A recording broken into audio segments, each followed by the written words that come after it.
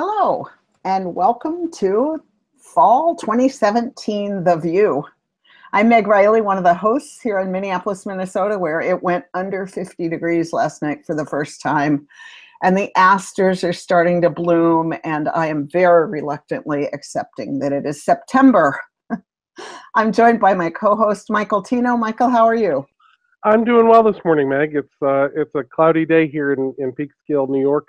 Fall is in the air here too, and things are starting up, and it's a good energy.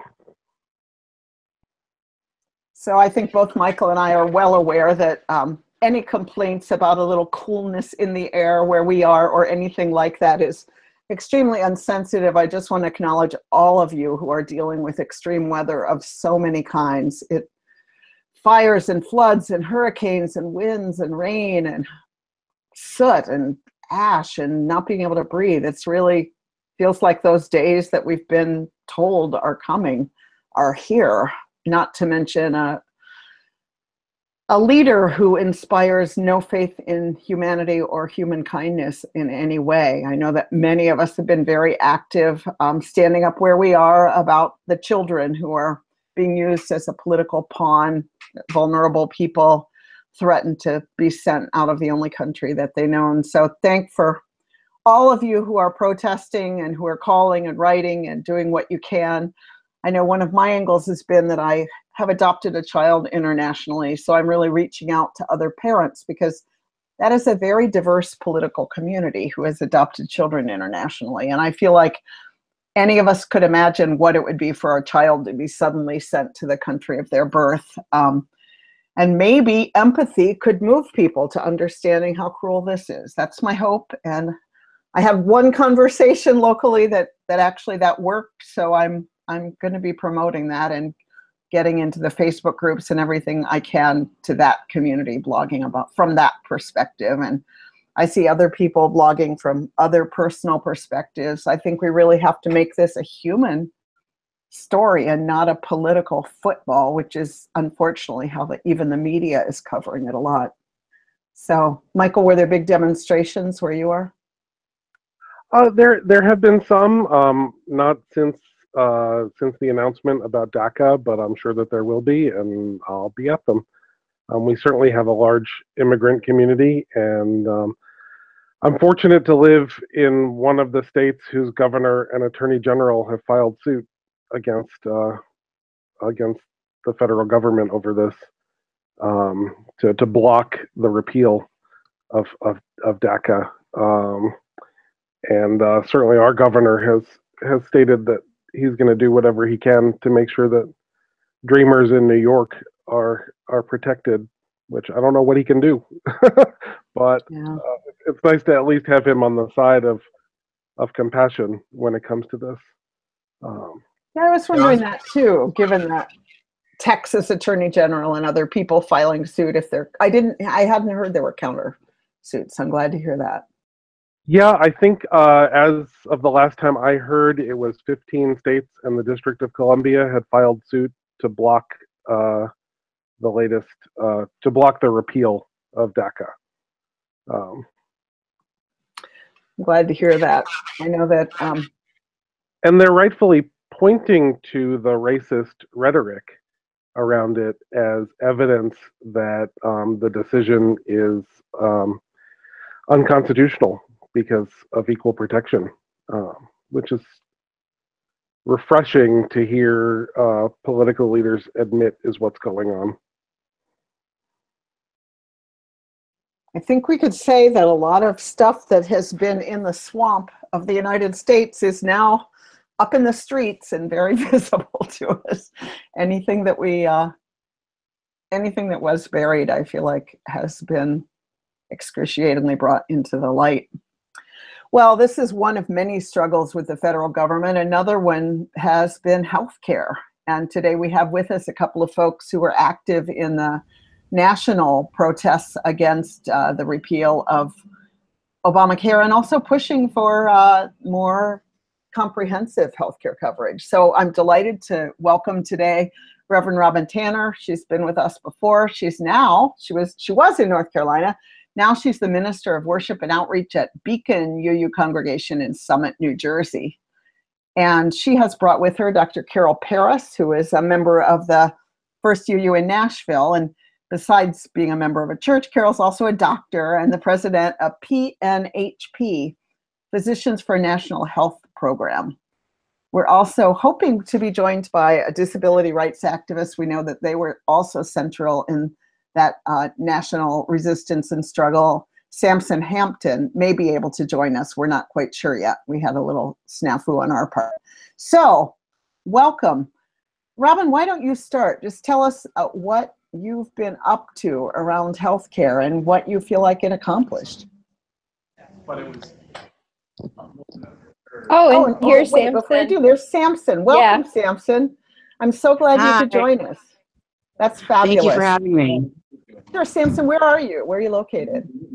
I am from Providence, Rhode Island, but I'm currently in the Hart Senate building at the right outside of the Senate hearing on healthcare. Wow, well, good for you.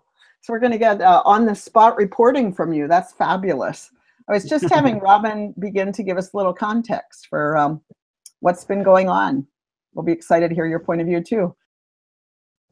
Yeah. Samson, thank you so much for joining us. It's good to see you again. Good to see you too.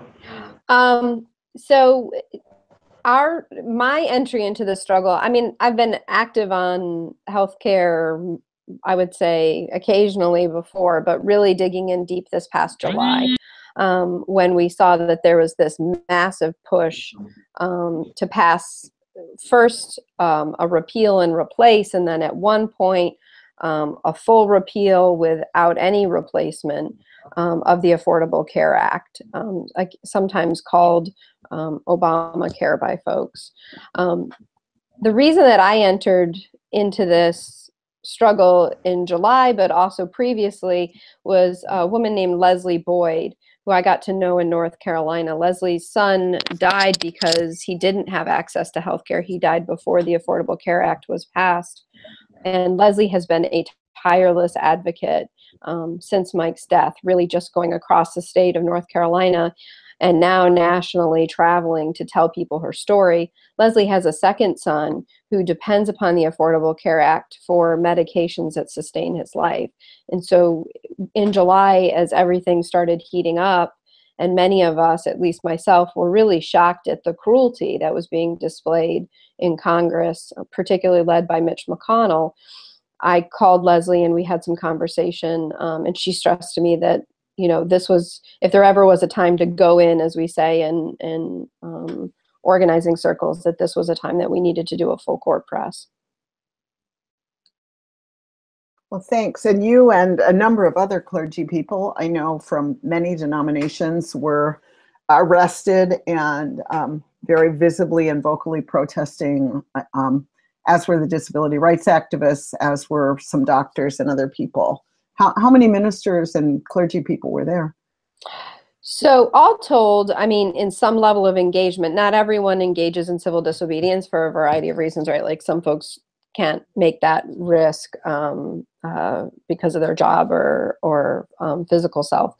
But we had hundreds of folks who were engaged. I have to give a huge shout out, though, to ADAPT. I mean, talk about the disability rights activists, their incredible just mass mobilization and presence and endurance throughout what was a very long battle. I mean, we started calling this the zombie bill because you could just not kill it. And every time it came back, there would be a new, more sort of cruel version or adaptation of it that we were having to fight. Every time I got home from DC, I thought, whew, like we're done. And then, you know, there'd be some news that would break at 2 o'clock in the morning because the president was tweeting, and we would be back in. So we had hundreds of folks. It's not dead yet, as I understand. No, it's not dead. Yeah.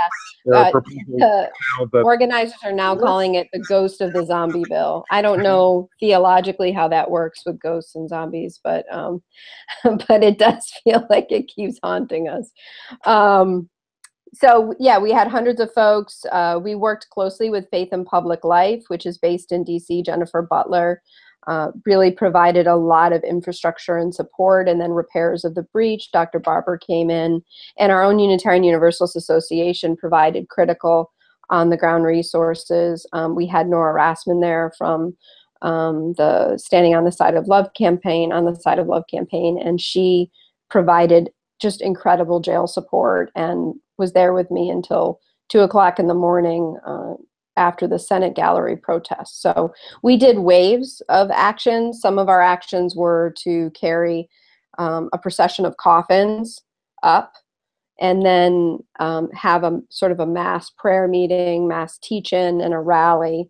We also engaged in civil disobedience in the Senate buildings, and then ultimately, the day before, 3 days before the most recent reiteration of the bill was killed, we went into the Senate gallery as the Senate was debating the bill, and Mitch McConnell was calling for the votes to proceed, and we disrupted that vote. Thank you so much for that work. And we will get into going forward. We want to talk a lot about that, but I would love to hear Samson. Robin said, talk about the disability rights community. Well, I'd love to. Will you do that? Will you tell us about some of the action that was going on there? Hold on, you're muted.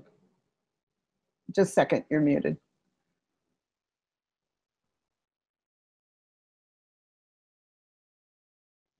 Jessica, can you unmute Robin? I mean, not Robin, Samson. No, not yet. Samson, because you're on a mobile device, you need to unmute yourself, unfortunately.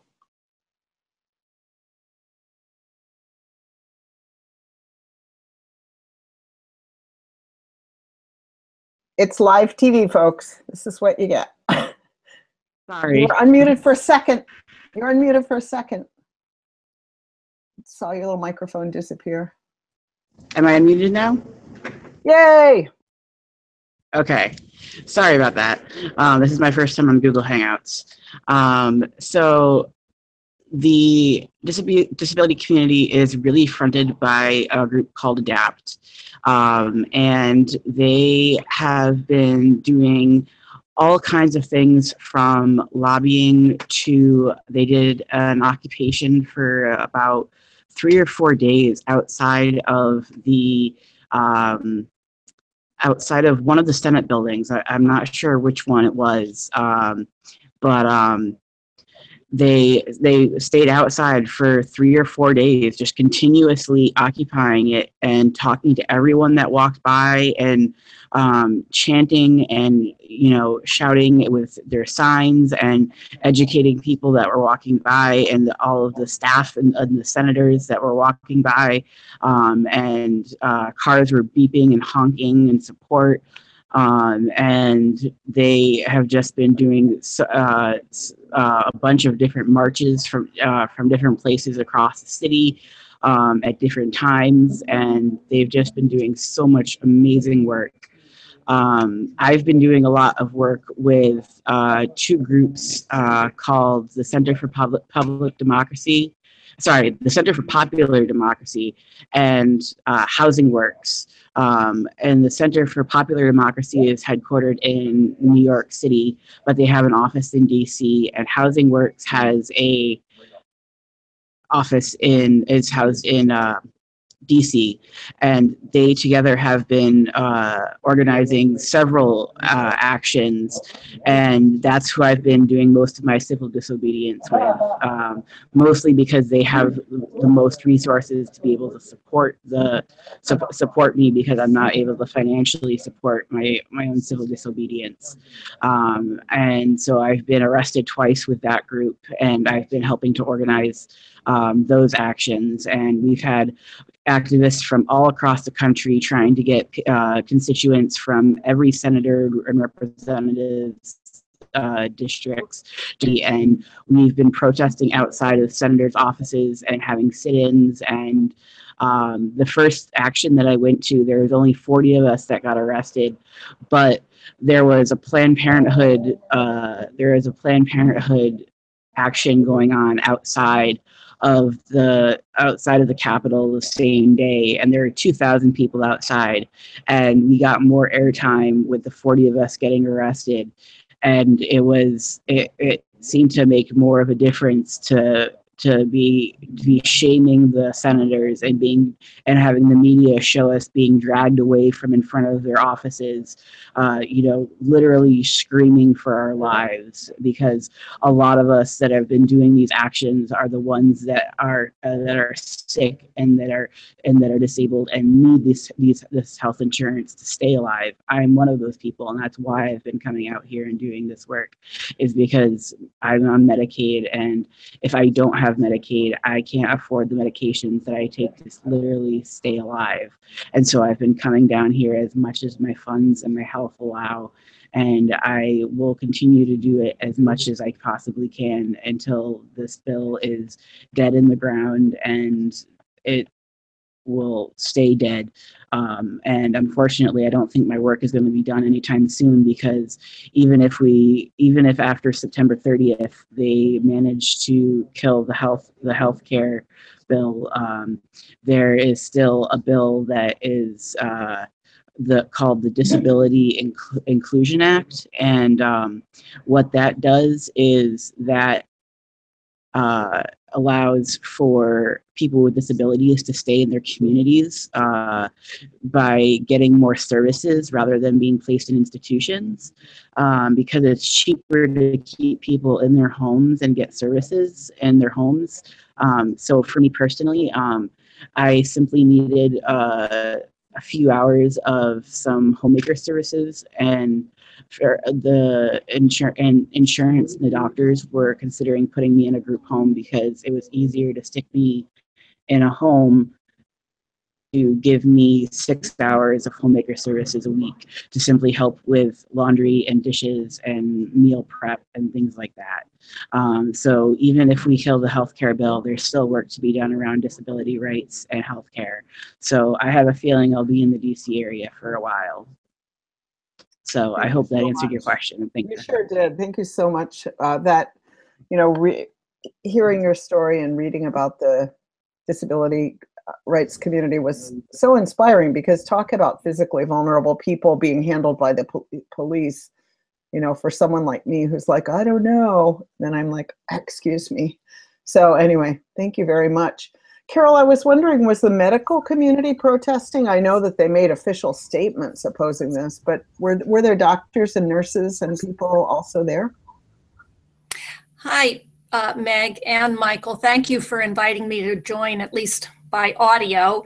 And yes, there were doctors both protesting and risking arrest. I was involved in an action at the Heart Atrium probably 5 weeks or so ago now, the first time this year that I got involved. And I have to say, Samson, that the impetus for me to get involved this time around was just my own mood. I was so moved watching the news and seeing differently abled people, the optics of that, of people being arrested from wheelchairs hooked up to oxygen, was so moving to me.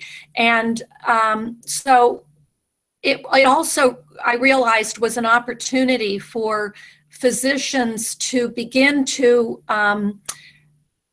start working in coalition with faith leaders. So that's when I met Reverend Tanner, and with the ADAPT disability group, and also with, as Samson mentioned, the Center for Popular Democracy and Housing Works.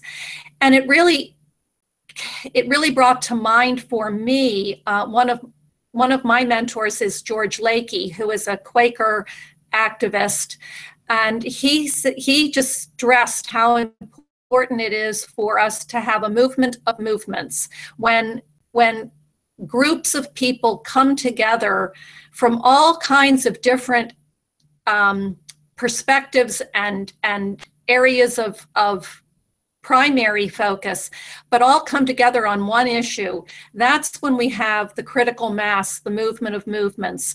And so now here we are, physicians, faith leaders, union people, disabilities people, HIV/AIDS folks, gay, lesbian rights people, and we're all coming together and saying, we need health care and we need to put patients before profits.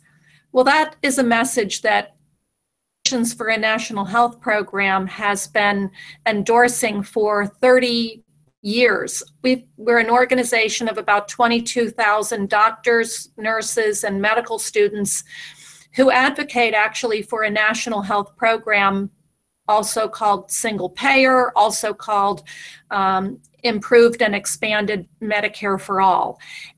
And we see this moment of, concern about repeal and replace as an opportunity to once again say, let's not just repeal and tweak the ACA. Let's go forward now to a national health program, because we all know that that's really the ultimate answer. Carol, that excites me as well. Do you think that do you think that's possible? To me, it seems like the fact that the Republicans have nothing, they've got nothing, makes me think it's a good moment to come in with something that's clear. And do you think that it's possible? Do you think that any Republicans would go for a national health plan? Well, I can tell you that I just spent 10 days in the very red state of Alaska, where I gave 22 or 23 different presentations, both media, print media, radio. I was even on a public television program talking about single payer, and I was very well received. So what I say to people when they say, do you think we're ever going to get a national health program? I say, tell me, did you know the day before the Berlin Wall came down? If someone had asked you, when do you think the Berlin Wall will come down? What would you have said? Nobody knew. And then we woke up the next day and the Berlin Wall was coming down. I think that's what's going to happen with a national health program. We have to keep building the movement of movements. I think we will reach the tipping point, and I don't think any of us will really know the day before we reach the tipping point that we've reached it. And then it will just simply happen. What we have to keep doing is staying strong and building the movement and being absolutely clear and uncompromising with our message and with what it is that we want, and not let it get compromised and diluted.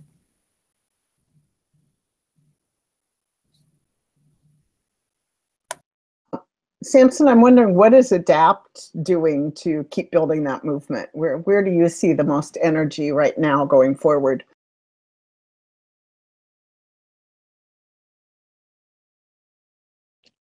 I think the most energy is going to be put into advocating for this DIA, the Disability Inclusion Act.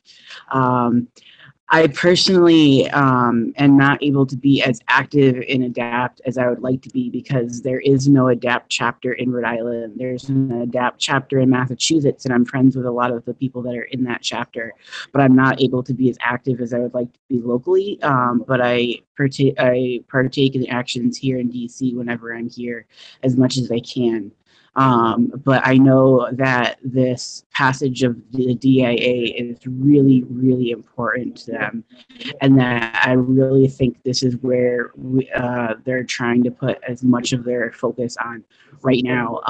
I also think that something that I don't think people are thinking about a lot right now is also disaster relief for people with disabilities. I know that might not seem very politically charged, but with Hurricane Harvey and Hurricane Irma and now possibly Hurricane Jose, I've been volunteering with an organization called Portlight Disaster Services, and they are the only agency that have been helping people after disasters that have disabilities and are elderly to make sure that they have the medicines and the medical equipment that they need, because there are no agencies that are making sure that they are okay afterwards.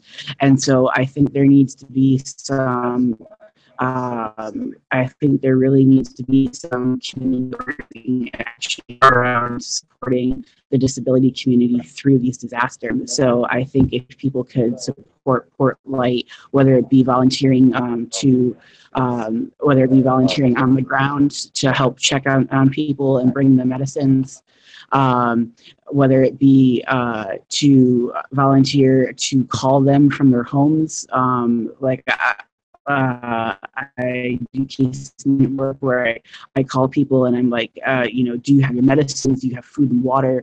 What do you need? And then I let Portlight know, these people need, insulin medicines for 3 days, and the people on the ground get them insulin or whatever they need. And so there's a lot of ways people can get involved. And I think that between the DIA and disaster relief, these are the two main things that the disability community really need right now. Thanks. We'll be plugging Portlight. It's portlight.org. And that sounds like something people could do. Even other homebound people could do some of that calling just to touch base and say hello.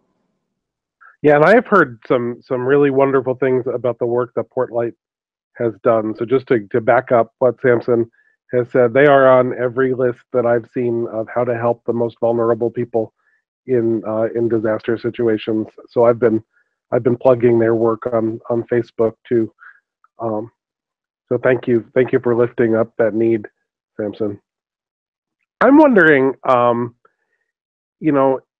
if part of, Carol, you said you went to Alaska and talked to people who were very receptive to what you had to say, and I'm wondering sort of what makes the difference in how people become receptive to this message of how we make healthcare available to all. I mean, as a faith leader, I think about empathy a lot. I heard Samson say, without Medicaid, I would be dead because the medicine that I need to survive would be unaffordable. And I can't help but react as a faith leader to a society that would even make that a possibility, right? But not everyone reacts the way I do. So I'm wondering, Carol or Robin or Samson, if you have any insights on what it is that helps people flip that switch to where they say, oh yeah, maybe this is what we need. Maybe we need Medicare for all. Maybe we need to stop this madness of bills that people that will kill people. Robin, you seem to have something to say. Yeah, well, I was thinking when Samson was speaking and some of what Carol was saying, that part of it is, right, the language that you use and the stories that you tell. Because when you poll people and you ask them, do you support Obamacare, disproportionately many Americans say no. When you go back to them and you say, do you support the Affordable Care Act, disproportionately people say, yes, we support that. So we're polarized into these language camps, and we're not communicating with one another. When we describe the type of care package that's included in single payer, people disproportionately are in favor of it, regardless of party affiliation. So I think a lot of this is wrapped up in the language. And for a long time, in my experience, healthcare, the dominant conversation, has either been polarized and at the same time, very wonky.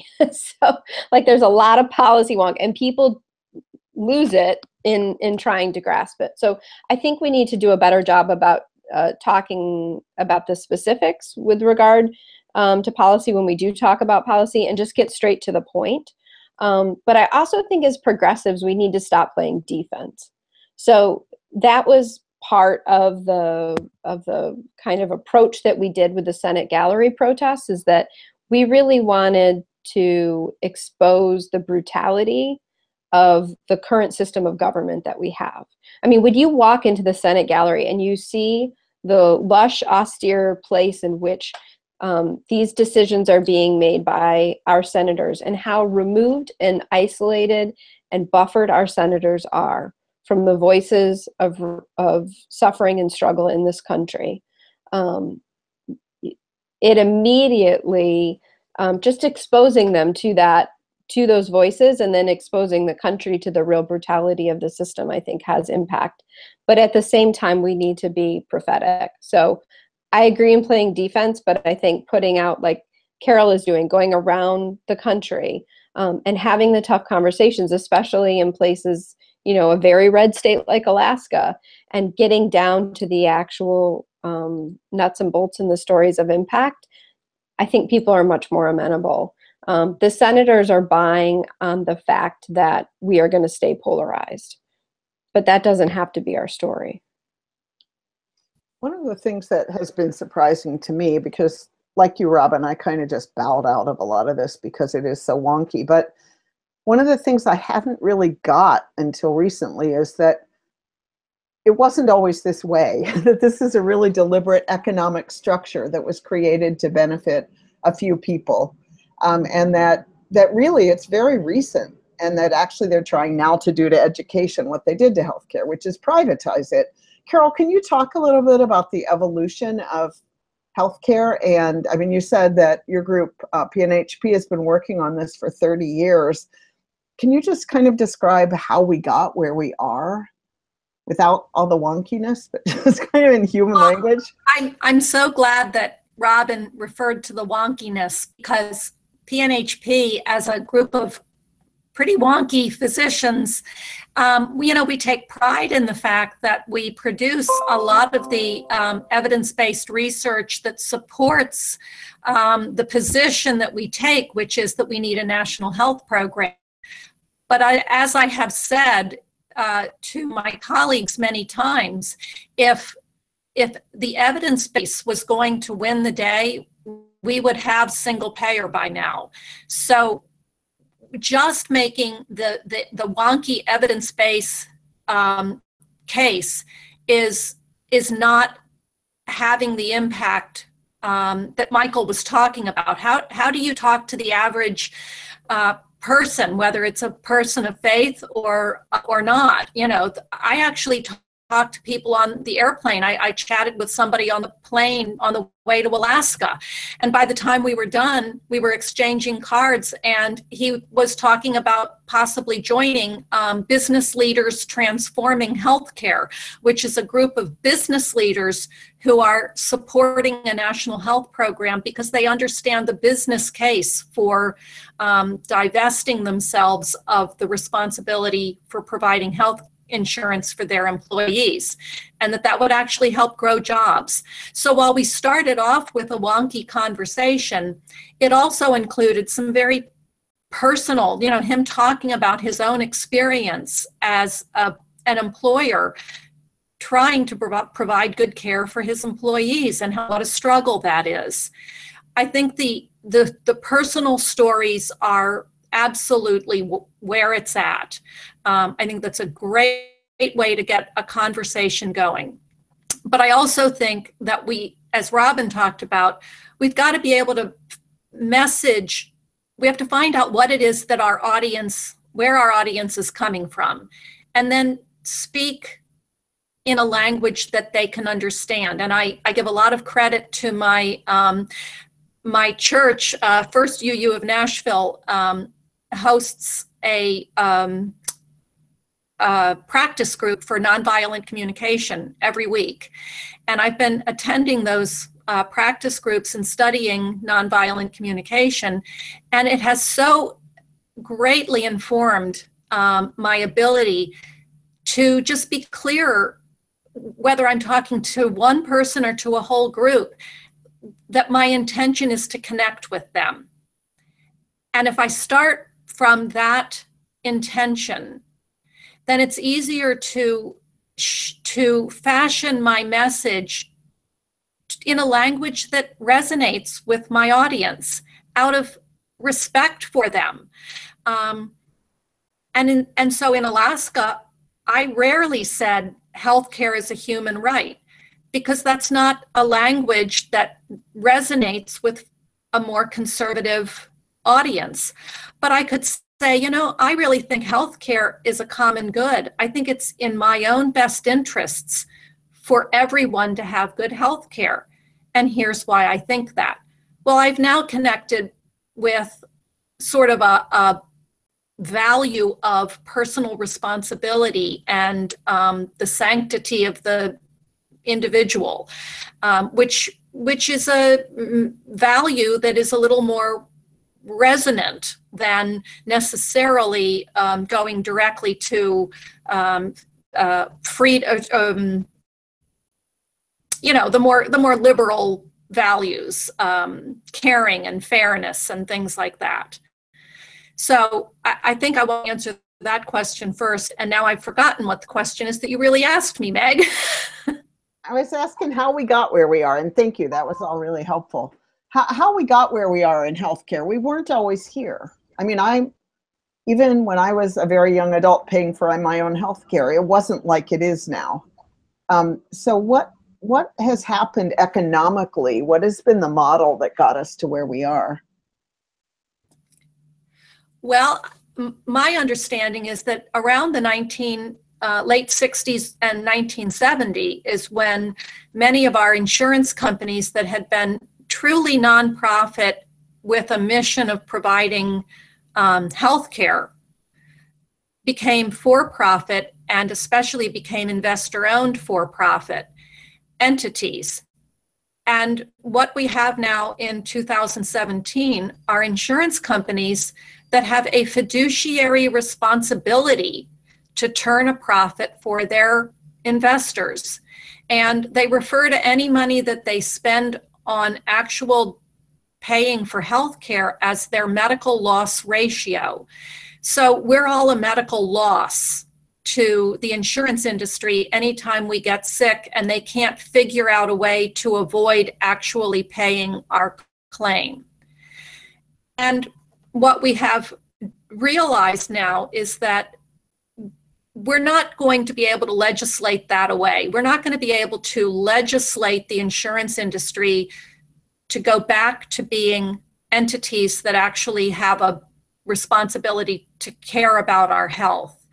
And so we're actually saying that single payer is just a way to eliminate a middleman. The insurance companies have become really essentially nothing more than a middleman that provides nothing to enhance our health, and in fact detracts from our health, because in addition to getting sick, you now have the stress and the worry and the anxiety of how you're going to pay for it.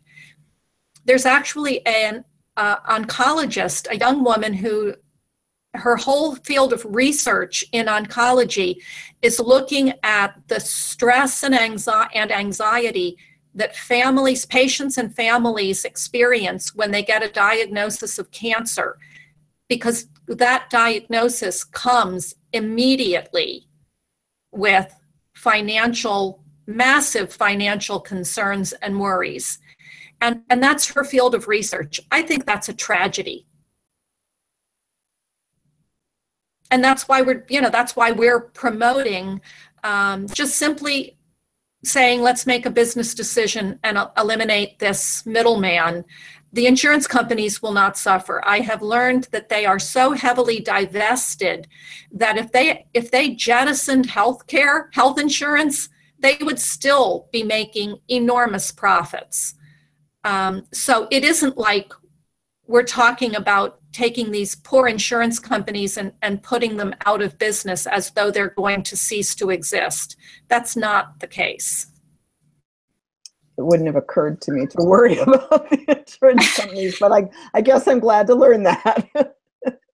Samson, or Robin, either one of you, what goes on for you when you hear Carol describe that and use that line? What was the language of when we get sick, we're a medical loss?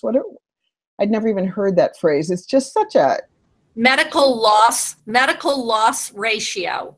it's a very, very well-used term, and it's the amount of money that the insurance company is required to spend on actual paying health health claims, rather than keeping it all for profit and administrative nonsense. So I'm just, I've seen that, but just the way you said it was very clear. You're talking to a lot of people very clearly. I'm really curious, just on a human level, just as a human being, how that is to hear that, Robin or Samson. Just.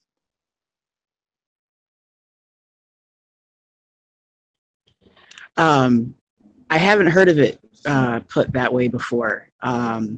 However, I was here at the hearing yesterday with the Senate hearing with insurance commissioners. And as Carol was talking about personalizing the language, I really completely agree with it, because that is how I have been lobbying it's mostly been senators that I've been talking to about healthcare. But the insurance commissioners were talking about people as if they were numbers and statistics, and they kept talking about the markets and the costs and the money, and the senators were talking as if they were representing the insurance companies, not the American people. And I have been going into these senators' offices and saying, you're not killing statistics, you're killing people like me. I'm Samson. Please shake my hand and look me in the eye and tell me you're going to vote against healthcare. Because it's harder to kill someone once you've met them than to say, oh, 18,000 people are going to, or actually I think it's 47,000 people are going to die every year without healthcare, without health insurance, if Trump care was passed. And it's easier to say 47,000 people will die if you don't know who those 47,000 people are. But if those 47,000 people start coming into your office and you find out that they're sons and daughters and sisters and brothers and people at your church, at your synagogue, the people that check you out at the grocery store, when you find out that the real people in your lives that you're actually killing, that's when it gets through to them. And so that's one of the tactics that I've been using here in DC, is I'm willing to tell my story to whoever will listen, because I feel like my personal story is one of the only weapons I have against this healthcare bill. And so I literally, I went to my Senator Sheldon Whitehouse, who happens to be on the Senate committee, and I went to his office yesterday, and they had said that there was going to be I believe the Senator Alexander had said doctors, nurses, and patients were going to be witnesses and testifying before the committee. And I went to Senator Whitehouse's office and I said, how many witnesses are patients? I want to know how many are patients. And there are none. There are 0 patients testifying before the Senate hearing. And I think the fact that there are insurance companies are able to testify, and the people they're killing are not able to testify, and the fact that senators are supposed to represent the people and not the insurance companies is complete crap, excuse my language. And I told Senator Whitehouse's staff, I said, I'm willing to talk to whoever I need to talk to. I will go directly to Senator Alexander's office and I will lobby him personally if I have to. Like, I will tell whoever I have to tell my story. They need to hear from patients. They need to hear from the consumers that they're selling this insurance. What do the consumers need? And they are not hearing that, and they don't want to hear it. And I think that that is a huge red flag. And I think that the American people don't even know that it's happening. They're just, I think this should be a front page story in the newspapers and online, and I'm hearing nothing about it. And I think the American people have a right to know what's going on. Amen. Robin? Yeah, I couldn't agree with Samson more. I mean, yesterday in the healthcare hearings, first of all, I was shocked that they would begin the hearings with state insurance commissioners, right? So these are the people that are profiting, not with patients, to not begin at least with medical professionals, but to begin with the leaders of insurance companies. And I was so shocked. I mean, I leaned over to Carol and I said, wait, these people are all paid to run insurance companies, right? She said yes. So 40 minutes in, the market and what the market needed and how we were going to create stability and satisfy the market was mentioned 22 times in 40 minutes. And not once in the entire hearing did we talk about an actual person and their health care and how this would impact them. It was all about the market. And, you know, you can't get much more capitalist theology 101, where people, real human beings, become a necessary sacrifice to appease the market. And progressives need to be very careful about not reinforcing this, because I've heard progressive leaders say things like, well, that, you know, we can find a way to solve the healthcare marketplace. Stop using that language of marketplace. We wouldn't use that language today in public education. And if we're successful in continuing to push forward the values that underpin public education, we won't ever use that kind of language, and we shouldn't use it for healthcare. It just bolsters the argument. So I wholeheartedly agree with Samson. It's pretty sickening. It's pretty sickening to sit in these hearings and in the Senate gallery. And, you know, at one point in the Senate gallery, they were debating and kind of applauding themselves that they had reached a repeal plan that, instead of causing 43,000 people annually to die, would only have 36,000.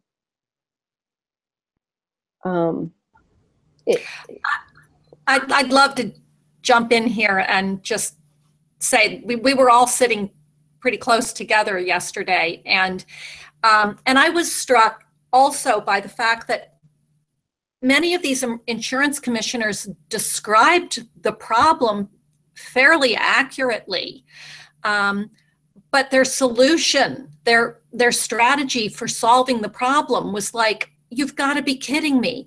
We're talking about stabilizing the insurance market rather than recognizing that healthcare doesn't even belong in the marketplace. It's not a commodity. You cannot commodify healthcare.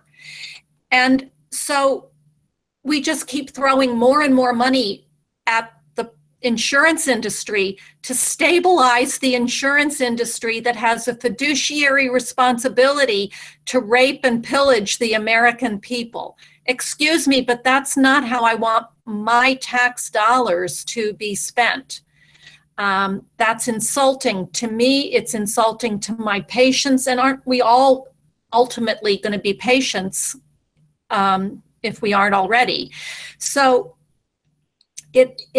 you know, I've been at this since 2009. The first time I was arrested was at the Senate Finance Committee hearings in 2009, when again, Max Baucus, the chair of the Senate Finance Committee, invited 41 so-called stakeholders to talk about their solution to health reform, and refused to let any spokesperson from single payer, from PNHP, have a seat at the table. So 8 of us went to that hearing, and we were kind of like whack-a-mole. Every time he brought the meeting to order, one of us would stand up and interrupt and then get arrested, and then he'd bring the meeting back to order, and the next one would stand up and interrupt. And we did this 8 times. He got fairly frustrated with us, but we made the point that, as Samson has said, not one single patient, not one single doctor was asked to testify and say what we need. And I just want to finish off as far as doctors by saying that patients aren't the only ones who are suffering with this crazy healthcare system.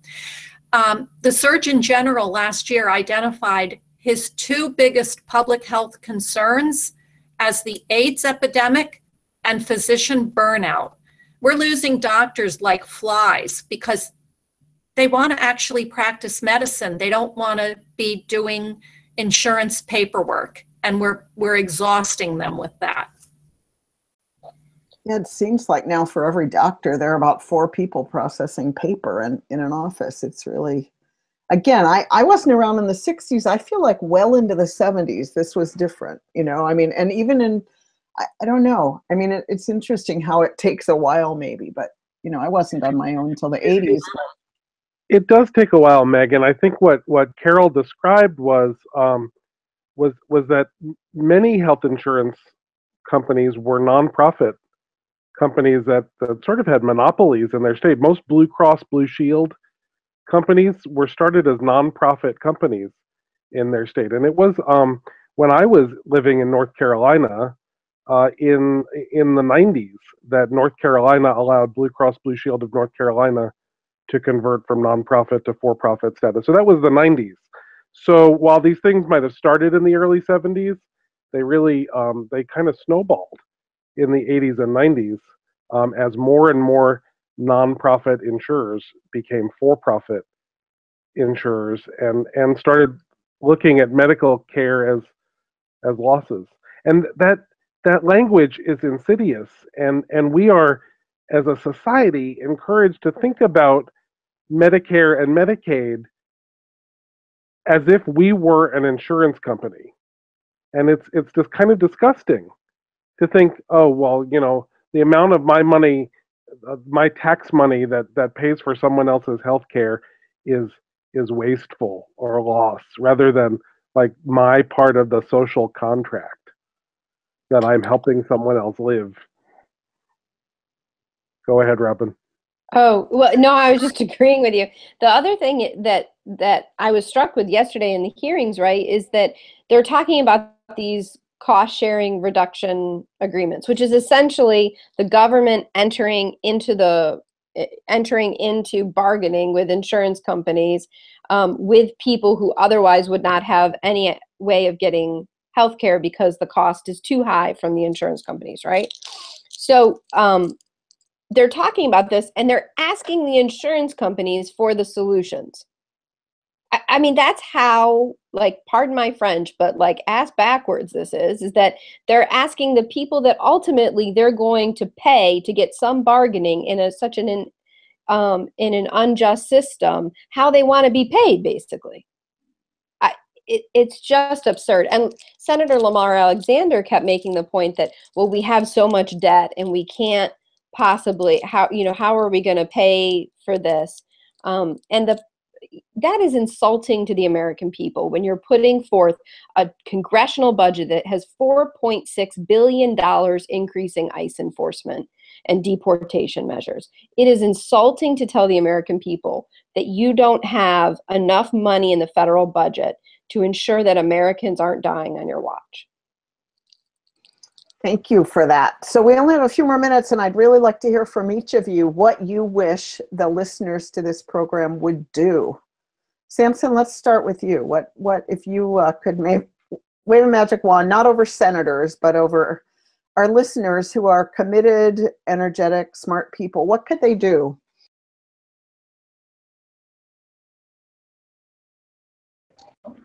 I would like to see people getting active, writing letters, calling the representatives, getting down here to DC, getting active in these protests, really getting involved in advocating for the DIA, helping out Port Light. Really, any small action will make ripples and waves, and anything small action you can do will not go unseen. And so I really, really would love for any and all of you to get active and for you to stand up and pledge to do at least one thing to help the cause, whether it be donating to Port Light or writing a representative or making a phone call today or donating to Housing Works or the Center for Popular Democracy. There are so many just little things that you can do to help the cause. I think that all the people that have been talking today have great ways of getting involved. And I think that there are so many options that I don't even know how to choose if I were you. So I just want to thank all of you for listening today, and thank all of you guys for speaking today. Thank you for your witness and your courage and everything that you're doing. Carol, how about you? I know, is PNHP for doctors only to join, or can you say a little bit more about the organization? And we'll also plug that website on our Facebook page, pnhp.org. But what would you wish that people listening would do? Well, no, you don't have to be a doctor to join PNHP. I'll also give you another website called healthoverprofit.org, which is it's a coalition, a campaign for single payer that is free to join, and sort of more the activist component, I would say. So I'll put that up on the website also. But if I could wave my magic wand, it would be to ask everyone who's listening to actually construct their own healthcare story, because every single one of us has one. Make it short, but make it clear. Know what your own story is. And then I would challenge you to tell it to one other person, to have the experience of saying to another person, here's my healthcare story, and then listen to theirs. I think that gets the ball rolling. And I think once you have engaged at that level, the next thing you know, you're going to be Samson at the Senate Help hearings, being a fearless advocate. So I guess that's my disclaimer. Tell your story, but watch out, you're going to become Samson. That's an exciting prospect. To have a lot of that energy. Robin, what do you got to say? I think it's all been said, honestly. I mean, I really support the ideas that Carol and Samson put forth. And I would encourage folks, please support Portlight right now. It's a really important organization to be supporting. You know, we also have Irma is just barreling down toward Florida, and we also have the fires raging in California. And so it really, if folks can make a donation, that would be wonderful. And showing up, it really is not, you don't have to get arrested. There are ways to show up, but having, if you can make a physical presence in DC, especially in these hearings, you should see how frankly uncomfortable some of the senators get, and also how well some of them listen when a constituent comes forward. There's really not a lot of easy ways locally to get access to your senators. They're pretty insulated. This is a way to gain access and have your voice be heard. I know not everyone can come, but if you can come, please do. And if you can and have the financial means to do so, there are ways to support someone else who can come with financial help. Are there any major call outs? Like, I didn't even know there was a hearing yesterday. You know, there's just so much going on. Is there a way to stay in touch with when it would be strategic to show up? Absolutely. Yeah. So we're having some more conversations amongst the organizing bodies that have been engaged in this through July. And we're trying to think strategically about when to do a big call out, because it's been the zombie bill, right? And that's part of the tactic, is to kind of fatigue folks. Well, thank you so much. Thank you for your persistence and your witness, and keeping at it. I think that it's easy to be overwhelmed with everything going on, and for me, I find that the activism really keeps me from despair, because I get to meet wonderful people like you. So thanks again. Michael, anything you want to say as we head out? Just my heart is with the folks who are in harm's way, and there's so many people in harm's way from our government, from our police state, from our weather, from our climate, from storms that are raging, literal storms, metaphorical storms. My heart's kind of in 1,000 pieces with all those folks this week. Indeed. Well, I will be out of pocket next week. Aisha Hauser will be back, our other host who couldn't be here today. Next week we'll have activists from Charlottesville. We'll have Christina Rivera and Kaylee Adkins, who are active and involved with the protests in Charlottesville. So thanks again for being here, and this concludes another episode, the first ever. And oh, I didn't even flag our new tech person. Jessica Star Rockers is behind the chalice today, and she will be doing tech this year. There she is. All right, thanks everybody. Bye-bye.